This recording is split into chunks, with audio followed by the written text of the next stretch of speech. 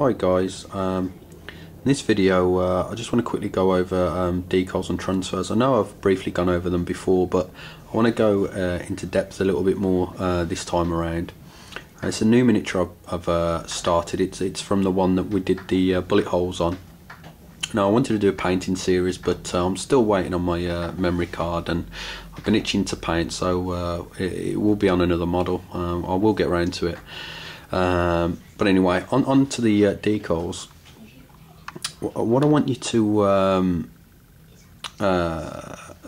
take note on really is that you don't have to just put one decal in one area. You can actually stack the decals on top of each other as many times as you want, really, as long as you apply them and wait for them to set. I'll explain how and why I did this. So going over to this decal sheet here, you'll notice that there's a large skull there. Now the cranium part of the skull, it's large and it's plain, and you put that on a large surface, and it's not going to look that good.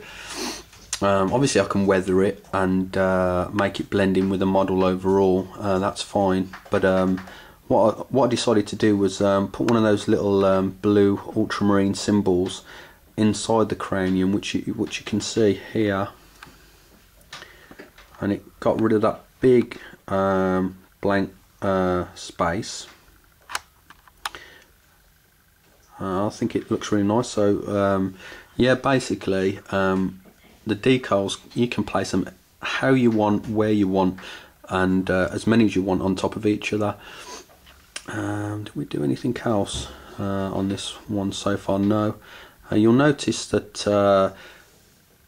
the paint, how it was messy before. What I did, I left the top clear to show you, and I put a decal on there as well. Actually, I forgot about that. Yeah, I left the top clear. This is my original base colour, which was the primer blue army painter, then Badab black, and I've literally gone over that with my first base colour of a 50% mix of ultramarine blue and I think it's called Imperial Blue. I'm not sure what the GW equivalent is. Maybe it's Royal Blue. And obviously I leave a mil or two on the recesses of each and individual panel of the undercoat colour to give it that 3D look. Now I mean, this is just the initial base colour. I'll go on with another lighter colour still before I start doing the hard edge highlights, but you can see even at this stage that the panels have started to pop and started to look 3D. And this ultramarine symbol here, this was an ultimate no-no.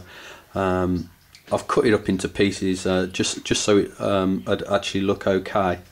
I'm going to cut this one. I'll come back and I'll explain why it was an ultimate no-no. Right, back again, guys. Yeah, as you can see here, what I did with the decal is I literally tore it up before I applied it. There's no way, even with the microsol and the microset, there's no way I could have got it to sit down exactly how I wanted to over those bullet holes there. The edge of the holes, it's just too raised and there's too many of the holes. So like I said before, I mean, if you're going to weather your models, you need to put your decals down first. Like on this surface here, he went on nice and easy because the only damage to the miniature was right up top here. I did that purposefully because I knew I was going to put decals on. I will burn into little areas here and there, because I mean, what's the chances of this Terminator getting shot everywhere and the decal staying in perfect condition? That's not very believable, is it? So yeah, there will be more weathering done to the model, but as you can tell from that stage there, which I know some people actually paint just with washes, which is fine. They lay down a primer colour or a base colour, and then they wash straight over the miniature. and it's not too bad. It gives the miniature a war-torn sort of look, like a dirty look, but I'm going for more of a this is going to sound silly, a clean yet dirty look. So I clean the model up and then I dirty him again, which sounds a bit stupid, but the overall looks quite good. That's it for this one, guys. Basically, I just want people to get the notion. I mean, I read so much on forums and across the net that decals are, you know, I freehand paint everything because, you know, decals are rubbish and they don't work for me. If applied correctly, they can look really good. Also here as well, I've mentioned before about using like the copyright information, the really tiny writing, just to get that into shot. That's my nail, and you can see how tiny that writing is. And the bit that I cut out there was like numbers, and I used that for like a part number for a vehicle. Just like you get a VIN number on a car.